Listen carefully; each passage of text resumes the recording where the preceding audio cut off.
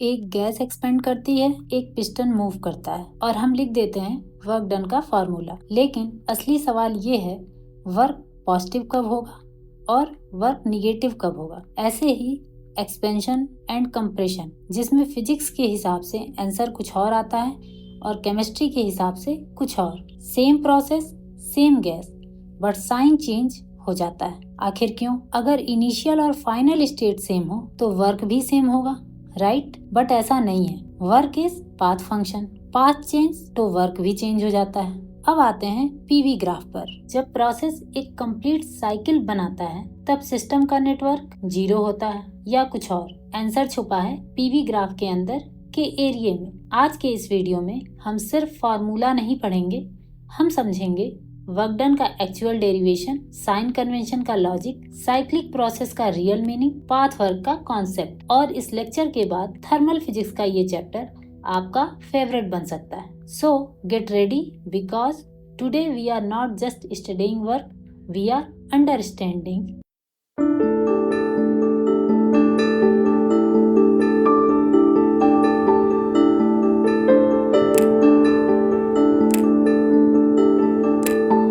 Hello everyone, welcome back to our channel science with us. आज हम लोग thermal physics part A unit first का thermodynamics में sign convention of work done, path work and work done in cyclic process, ये सारे topic cover करेंगे। लेकिन इस टॉपिक को कवर करने से पहले हम आपको ये बता दें कि इस टॉपिक से पहले हमने क्या क्या आपको थर्मोडायनेमिक्स में कवर कर लिया। तो चलिए उसको बताते हैं। तो हमारा नेक्स्ट टॉपिक है topic covered in previous video of thermal physics. तो हमने कौन कौन से टॉपिक कवर किए हैं? तो अभी तक हमने थर्मल फिजिक्स के टोटल 4 वीडियो अपलोड किए हैं, जिसमें हमारा जो फर्स्ट वीडियो है उसमें हमने सेल बस डिस्कशन किया है। जो हमारा सेकेंड वीडियो है उसमें हमने सारे थर्मोडायनेमिक्स के बेसिक को क्लियर किया है, जिसमें हमारे कौन कौन से टॉपिक हैं? Thermodynamic, thermodynamic approach, system, surrounding, boundary, universe, state, types of boundary, types of thermodynamic system,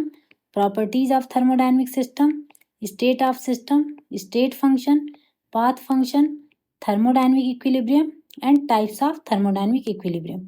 ये सारे टॉपिक काफ़ी डिटेल से वहाँ पे एक्सप्लेन किए गए हैं, ठीक है? तो अगर आप वहाँ पहले पढ़ चुके हैं तो आगे का कंटिन्यू कीजिए, अगर नहीं पढ़े तो सबसे पहले जाके उन सारे टॉपिक को आप देख लीजिए, कवर कर लीजिए, फिर आप नेक्स्ट वीडियो को चेक कीजिए, ओके?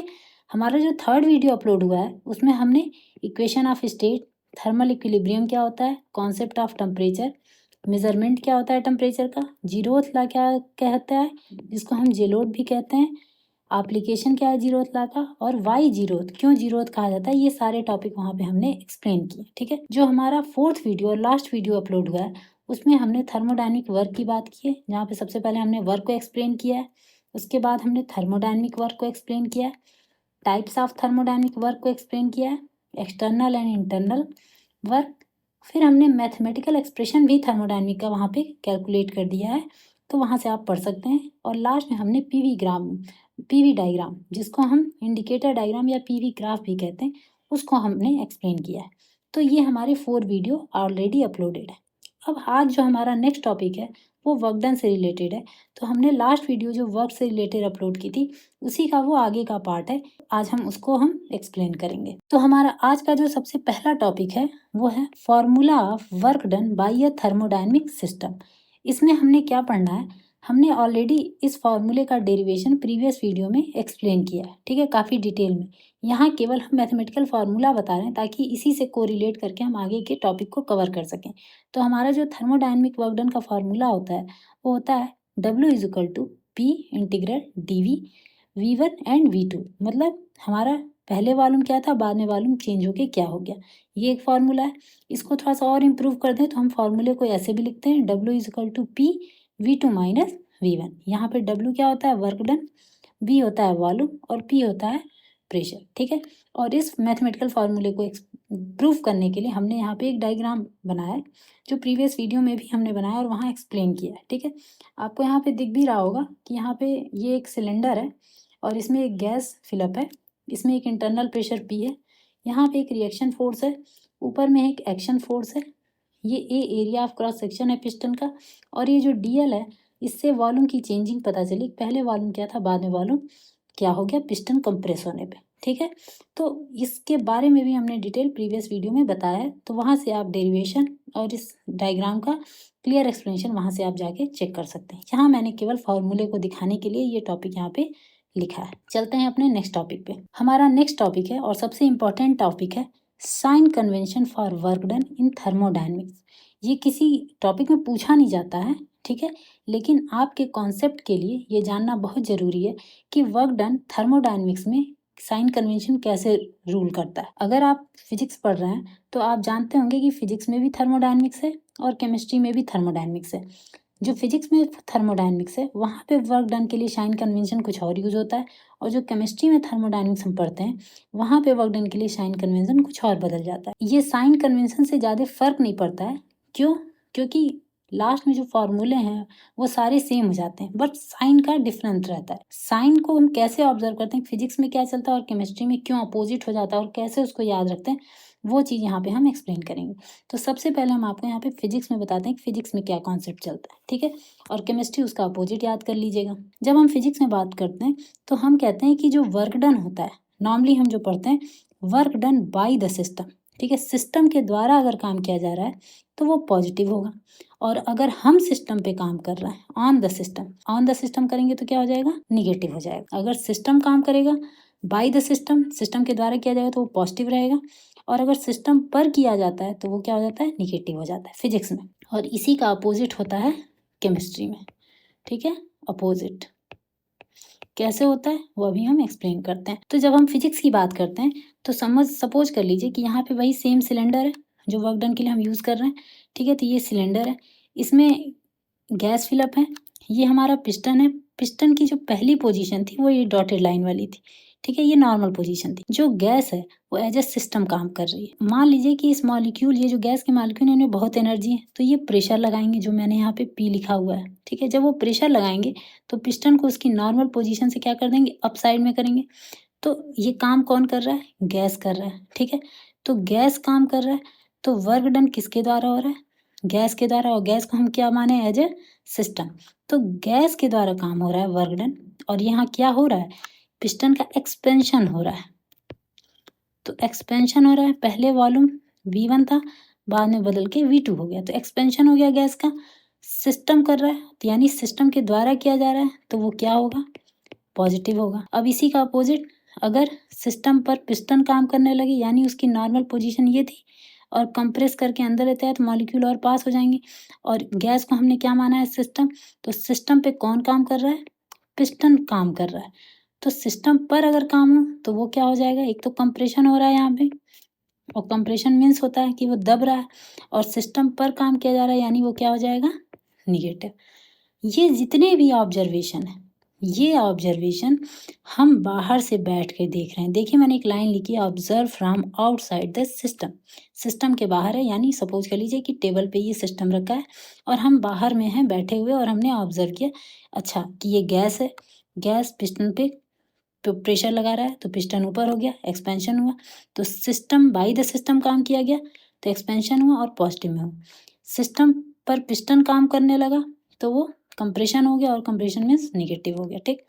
ये हम बाहर से ऑब्जर्व करें, इस पे हम फोर्स इसलिए दे रहे हैं क्योंकि अब इसी का अपोजिट केमिस्ट्री में आएगा। अब आते हैं हम केमिस्ट्री में। केमिस्ट्री में देखिए ध्यान दीजिएगा, यहाँ पे लिखा है observe from inside the system. जो भी ऑब्जर्वेशन है वो यहाँ पे बैठ के किया जा रहा है। जो भी बंदा है केमिस्ट्री जो ऑब्जर्व कर रहा है वो यहाँ पे बैठ के कर रहा है। अब उसको क्या लग रहा है कि उसके ऊपर कोई सिस्टम काम कर रहा है, यानी उसको दबा रहा है, ठीक है, उसको दबा रहा है। कौन दबा रहा है, कोई सिस्टम दबा रहा है, यानी सिस्टम बाहर से काम कर रहा है, यानी work done by the system हो रहा है।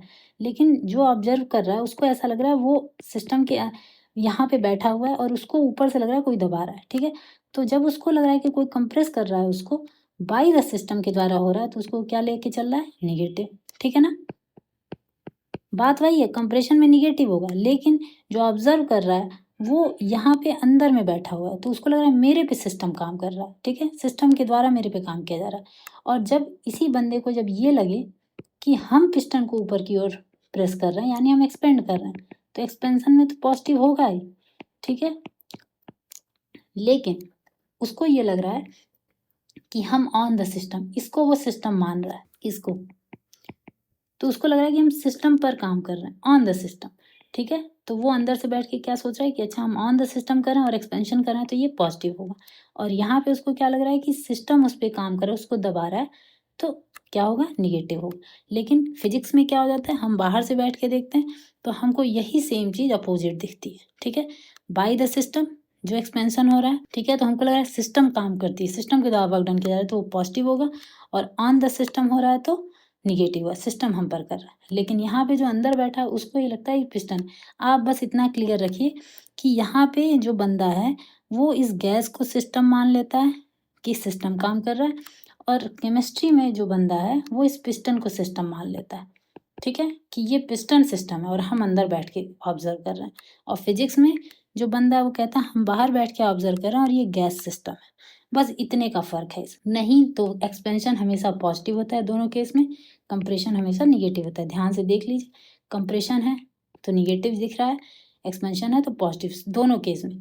और फार्मूला दोनों के लिए वर्क डन पीडीवी ही होगा। बस ध्यान रखिए कि केमिस्ट्री में जब हम अंदर से बैठ के ऑब्जर्व करता है, ठीक है, उसको पिस्टन ही सिस्टम लगता है। और फिजिक्स में उसको जो अंदर गैस भरी है वो सिस्टम लगती है और वो बाहर से बैठ के ऑब्जर्व करता है। इतने का फर्क होता है। नेक्स्ट टॉपिक है हमारा work done depend on path work, ठीक है।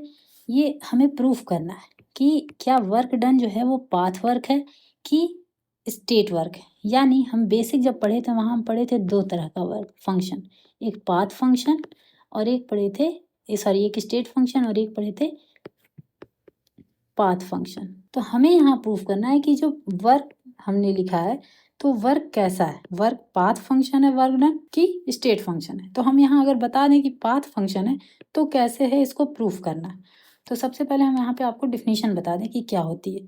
A system can move from its initial state to its final state. अगर कोई सिस्टम, अब मान लीजिए यहाँ पे हमने एक इनिशियल स्टेट 1 मान लिया और अपने वो फाइनल स्टेट यहाँ पे 2 है, तो इनिशियल स्टेट से वो फाइनल स्टेट अगर जा रही है, ये इनिशियल स्टेट है ये final state, through a many different path. अब यहाँ 1 से लेके 2 जाने का तरीका कई हो सकता है, ऐसे भी जा सकते हैं, ऐसे भी जा सकते हैं, ऐसे भी जा सकते हैं, और भी कई तरह के होते हैं, घूम फिर के भी जा सकते हैं। Many different part. The amount of work done does not depend only on the starting and ending position.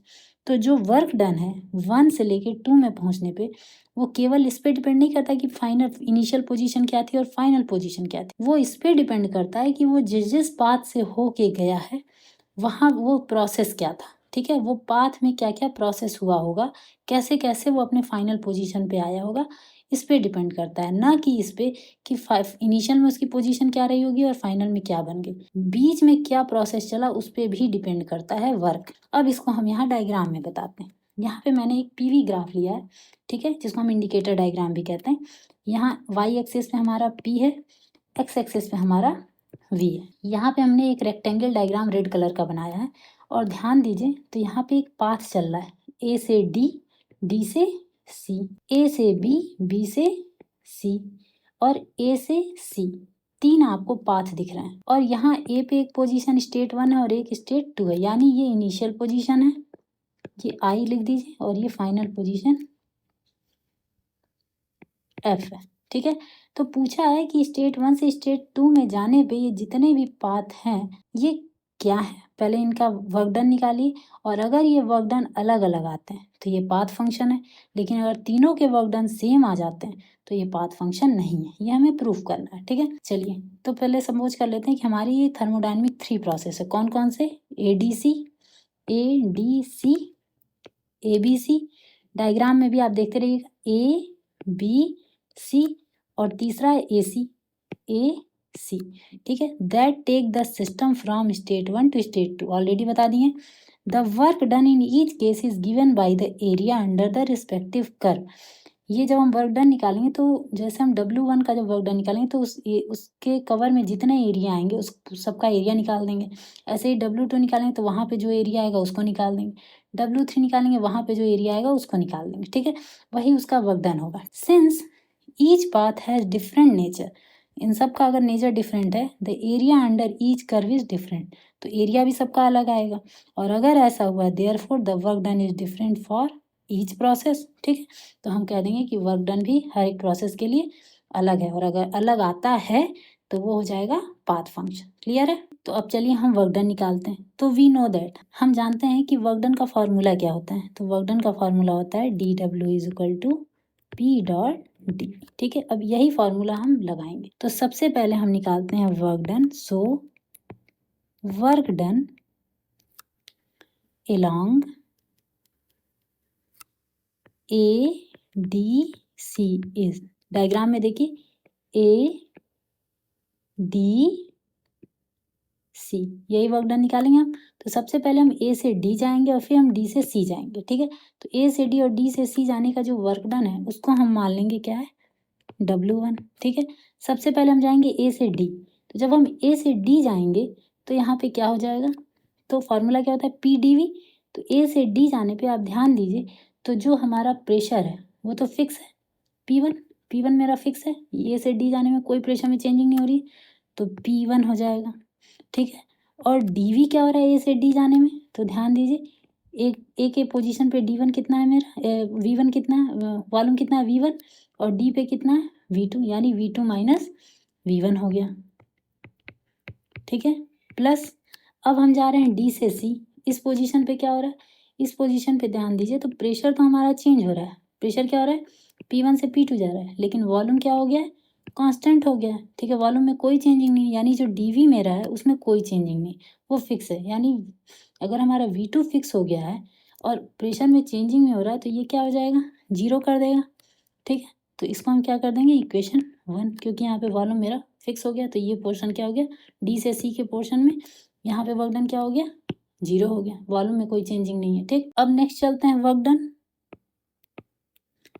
Work done along ABC is, अब चलिए A से B और फिर B से हम C जाएंगे। तो सबसे पहले हम A से B जाते हैं।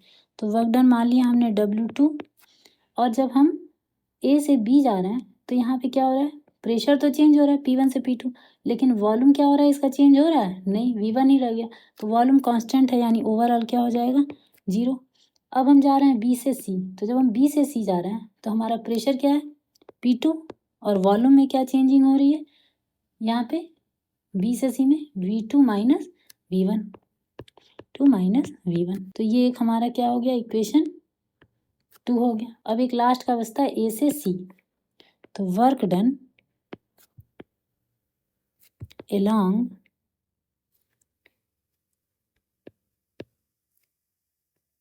AC इज, तो AC मतलब यहाँ से, अच्छा अब ध्यान दीजिए A से C का हमको वर्क डन निकालना, तो यहाँ पे हम एक ग्राफ बनाते हैं। तो आपको क्या क्या चाहिए, A से C आने का मतलब है कि हमको ये पूरा ट्रायंगल चाहिए। ठीक है, तो ये मेरा ट्रायंगल, क्योंकि PV के बीच में जितना एरिया होता है वो सब देखते हैं, और ये जो नीचे जा रहा है ये भी एरिया हो जाएगा। ठीक है, ACB, ये W3 है, और यहाँ पे जो एरिया है रेक्टेंगल, इसका भी ले लेंगे हम। ठीक, तो यानी ये सारा एरिया मेरा होगा। तो इसको दो पार्ट में डिवाइड होगा, एक ट्रायंगल और एक रेक्टेंगल, इन दोनों का हम एरिया निकालते हैं। तो जब हम A से C, यानी पहले ABC का एरिया, और ये ट्रायंगल है तो इसको हम क्या कहते हैं, 1/2 बेस इंटू हाइट। तो हम W3 क्या लिखेंगे, 1/2 इंटू बेस क्या है मेरा, बेस हमारा है BC, और ध्यान दीजिए तो BC को हम क्या लिख सकते हैं, V2 और V1। ये V2 है, ये V1 है, तो हम क्या लिख सकते हैं, V2 माइनस V1। और हाइट क्या है, हाइट ये है AB, जिसको हमने यहाँ पे P1 माना था, इसको P2, तो हम इसको क्या लिख सकते हैं, P1 माइनस P2 प्लस, अब ये जो मेरा नीचे रेक्टेंगल है इसके लिए क्या हो जाएगा, BC होगा P2, और वॉल्यूम क्या हो जा रहा है, V2 माइनस V1। ठीक है, इसको सॉल्व करते हैं तो हम लिख सकते हैं W3 इक्वल टू, इसका जरा मल्टीप्लाई कर लीजिए, 1/2 P1 का V2 माइनस V1 में, तो क्या लिखेंगे, P1 V2 माइनस V1, इसी 1/2 का भी कीजिए तो minus 1/2 P2 V2 minus V1, और ये तो है ही P2 V2 माइनस V1। ठीक है, अब इसको सॉल्व कीजिए तो ये हो गया 1/2 into P1 V2 minus V1, और ये हमारा देखिए तो 1 है और ये हाफ है, माइनस होगा तो क्या आ जाएगा। ठीक है, तो 1 में से हाफ जाएगा तो हाफ आएगा, plus 1/2 P2 V2 minus V1, ठीक है। तो W3 मेरा क्या आएगा, W3 इक्वल टू, इन दोनों को अगर हम सॉल्व करें तो 1/2 कॉमन आ जाएगा, V2 माइनस V1 कॉमन आ जाएगा, और इसको हम क्या लिख देंगे, P1 प्लस P2। ये हमारा हो गया इक्वेशन 3। अब आप ध्यान दीजिए कि फ्रॉम इक्वेशन 1, 2 एंड 3, अगर आप ध्यान दीजिए तो आपका इक्वेशन 1 से क्या निकला था, W1 निकला था, फिर W2 निकाला हमने, और फिर निकाला हमने W3। अब ध्यान दीजिए तो मेरा जो W1 निकला था अगर हम लिख दें तो वो निकला था P1 V2 माइनस V1, ठीक है। जो हमारा W2 निकला था वो क्या निकला था, P2 V2 माइनस V1, और जो हमारा W3 निकला था वो क्या था, 1/2 V2 minus V1 and P1 plus P2, ठीक है। ये निकल गए। अब आप देखिए तो W1, W2, W3 ये तीनों आपस में इक्वल नहीं है, यानी अगर ये तीनों इक्वल नहीं है तो इनका जो वर्क डन है वो इनिशियल और फाइनल स्टेट 1 और स्टेट 2 पे डिपेंड नहीं है, यानी उनके पाथ पे डिपेंड है। तभी तो सबका अलग अलग पाथ है, तो अलग अलग वर्क डन आ रहा है। तो इससे ये प्रूफ होता है कि वर्क क्या है, पाथ फंक्शन, क्योंकि इन सब के वर्क क्या है आपको अलग दिख रहे होंगे, ठीक है। तो हम यहाँ क्या लिख सकते हैं, हम लिख सकते हैं the amount of work done in a process does not depend only on the initial and final states. It also depends on the path followed by the system while moving from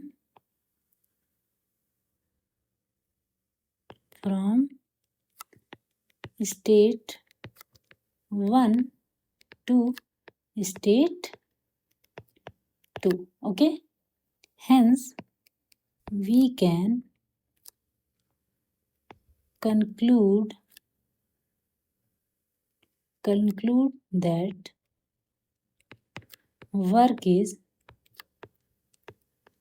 path function. Clear है। Next topic चलते हैं। Next topic है हमारा work done in cyclic process. अब कह रहा है कि अगर वर्क डन हमारा ऐसा हो कि साइक्लिक प्रोसेस, ठीक है, एक साइकिल की तरह आपको दिख रहा हो, सर्किल की तरह दिख रहा हो, सर्किल नहीं मतलब कि वो घूम फिर के एक पुरानी पोजीशन पे ही आ जाए, तो उसको हम कहते हैं साइक्लिक प्रोसेस। तो साइक्लिक प्रोसेस में वर्क डन कैसा होता है, तो सबसे पहले डिफिनीशन देख लीजिए।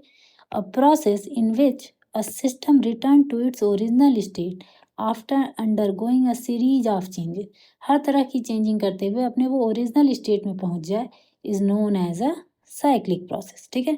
अ cyclic process in thermodynamic is a sequence of thermodynamic changes that return system to its original state. अगर हम थर्मोडायनेमिक में बात करते हैं तो वो थर्मोडायनेमिक चेंज करेगा अपने पूरे साइक्लिक प्रोसेस में, और फिर वो अपने ओरिजिनल स्टेट पे आ जाएगा, ठीक है। इस चीज़ को अगर हम डायग्राम में देखें तो देखिए यहाँ पे ए लिखा है, यहाँ बी है, यह जे है, ये के है। तो जो भी सिस्टम है वो काम जब कर रहा है तो ए से चल रहा है, जे से होते हुए बी पे आ रहा है, बी से के से होते हुए फिर ए पे आ जा रहा है, यानी फिर वो अपने ओरिजिनल पोजीशन में पहुंच जा रहा है, ठीक है। तो ये क्या हो गया आपका, अगर ओरिजिनल पोजीशन हो गया तो ये क्या है, एक तरह का साइक्लिक प्रोसेस। तो साइक्लिक प्रोसेस क्या आता है, साइक्लिक प्रोसेस की वैल्यू क्या होती है किसी भी सिस्टम में, वो आपको यहाँ पे एक्सप्लेन करना है, ठीक है। तो यहाँ पे हम लिख दें, सपोज एक्सपेंशन ऑफ गैस, मान लीजिए कोई गैस एक्सपेंड कर रही है, starts from initial initial point A, diagram में देखते रहिए, to the final point B after undergoing a series of P and V. मतलब ये जब प्रोसेस चल रहा है तो उसमें वो प्रेशर वॉल्यूम में अपने चेंजेस कर रहा है, changes along the path A B क्यों? क्योंकि ए से फिर वो बी पे ही पहुंच, ए से चल रहा है फिर बी पे जा रहा है फिर बी से ए पे आ जा रहा है, ठीक है। तो सॉरी along पाथ, यहाँ लिख दें हम ए जे बी। हम अगर ए जे बी केवल इतने का देखें केवल, तो क्या होगा? एक्सपेंशन हो रहा है ना, यानी ए से बी में जा रहा है। एक्सपेंशन कैसे देखिए? जब ए से बी जा रहा है तो V1 से हम V2 हमारे डायग्राम में आ रहा है, ठीक है, ए से बी जाने में। तो यहाँ से यहाँ जाने का मतलब एक्सपेंशन हो रहा है, ए से बी जाने का मतलब। तो वर्क डन अगर निकालें, work done by the gas during expansion is, ठीक है।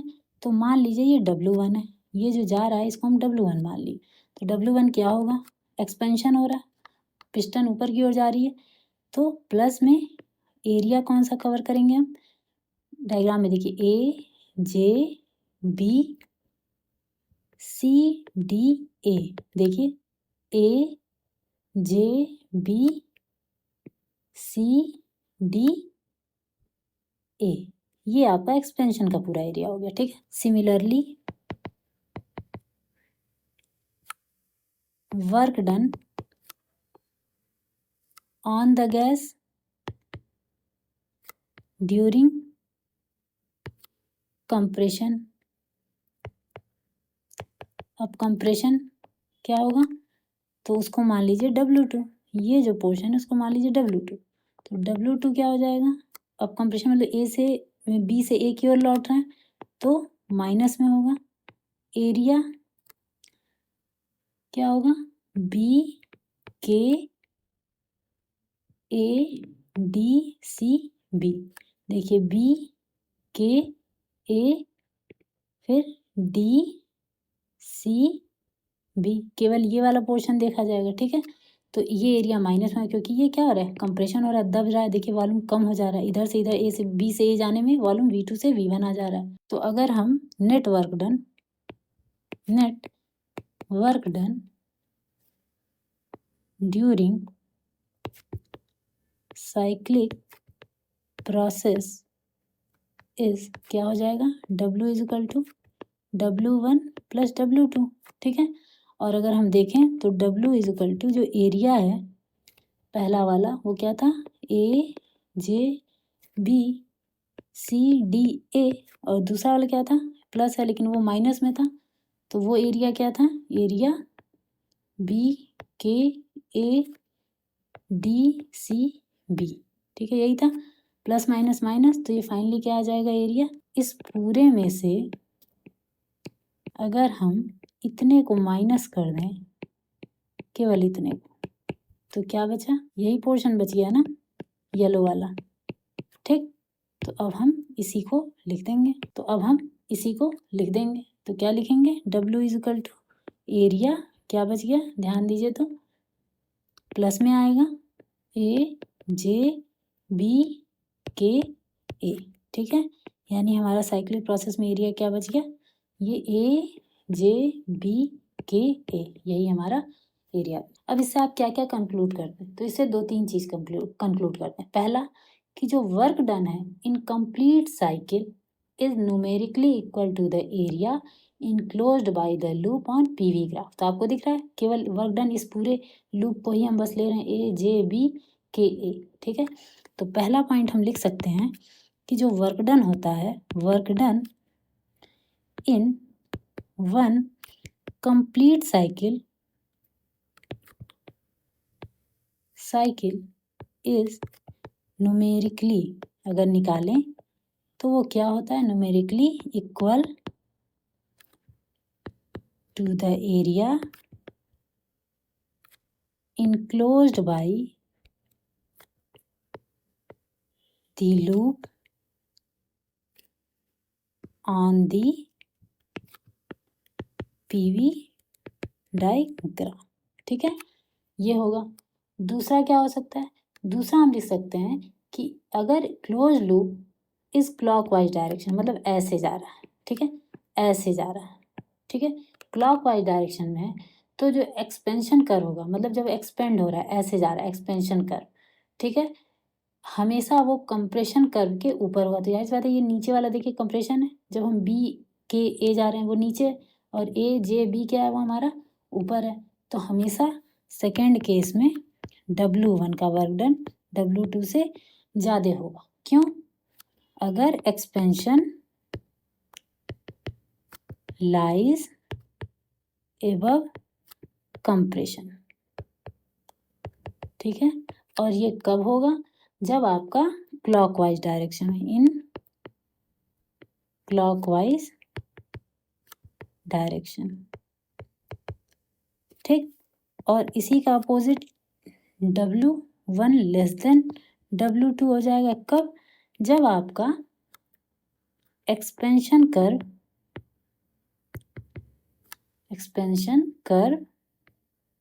Lies below the compression, below compression. और ये कब होगा?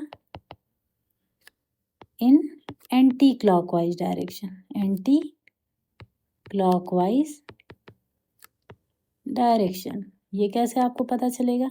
जो आप ऐसे चल रहे हैं, ठीक है, अब वही डायग्राम में आप इधर से चलिए, ये पोजीशन अगर है तो इधर से अगर चलते हैं तो आप ध्यान दीजिए, जब हम आप इधर से चल रहे हैं तो मेरा एक्सपेंशन ये वाला पोर्शन है, मतलब ये देखिए नीचे वाला पोर्शन है, ये नीचे वाला, ठीक है, तो ये अब एक्सपेंशन हो गया, और ये वाला जो ऊपर वाला पोर्शन वो कंप्रेशन है, हम V2 से V1 कंप्रेशन हो जाएंगे, और ये एक्सपेंशन, तो जाहिर सी बात है तब ये हमारा क्या हो जाएगा? ये कम हो जाएगा वर्क डन, और ये हमारा वर्क डन ज़्यादा लिया जाएगा। ठीक है, तो ये दो बड़े इंपॉर्टेंट पॉइंट है। ठीक है, समझ में आ गया? तो ये आपका हो गया work done in cyclic process क्या होता है। क्लियर है? अगर कोई भी कन्फ्यूजन होगा तो कमेंट सेक्शन में बताइएगा, जो भी कन्फ्यूजन होगा उसको हम क्लियर कर देंगे। Okay, sign convention, path work and work done in cyclic process का लेक्चर यहीं पर ख़त्म होता है, और फिर मिलते हैं नेक्स्ट न्यू टॉपिक के साथ। तो इसी के साथ हम आ पहुँचे हैं इस वीडियो के लास्ट तक, और मुझे पूरा बिलीव है कि आपको ये वर्क डन रिलेटेड टॉपिक अच्छे से क्लियर हुआ है। और अगर आपको क्लियर है तो हमें कमेंट सेक्शन में ज़रूर लिखिएगा, और इसी के साथ साथ आप जिस भी यूनिवर्सिटी या कॉलेज के स्टूडेंट हैं वहाँ के सिलेबस से इस वीडियो के टॉपिक को मैच कर लीजिएगा। अगर कोई भी टॉपिक आपके यूनिवर्सिटी में यहाँ के टॉपिक से डिफरेंट होगा तो उस टॉपिक को कमेंट सेक्शन में ज़रूर लिखिएगा, हम उस टॉपिक को भी अपने लेक्चर में कंप्लीट कर देंगे। इसके अलावा if you have any doubt anywhere at any step of your thermodynamic, we will be more happy to help you. Okay, मैं आपको जल्द ही मिलती हूँ न्यू इंटरेस्टिंग वीडियो के साथ। तब तक के लिए आप हमारे चैनल साइंस विद आस को लाइक, शेयर एंड सब्सक्राइब जरूर कर लीजिए, ताकि आने वाली वीडियो के अपडेट आपको मिलते रहें। इसके अलावा हमारे टेलीग्राम चैनल को ज्वाइन कर लीजिएगा, जो कि कमेंट सेक्शन में हम उसको पिन कर देंगे, जहां आपको सभी लेक्चर के नोट्स मिल जाएंगे। जो यहाँ पे स्लाइड आपको दिखाई जा रही है, या जो स्लाइड हम लोग यहाँ पे आपको पढ़ा रहे हैं, ये सारी स्लाइड आपको टेलीग्राम चैनल पे अपलोडेड मिलेगी।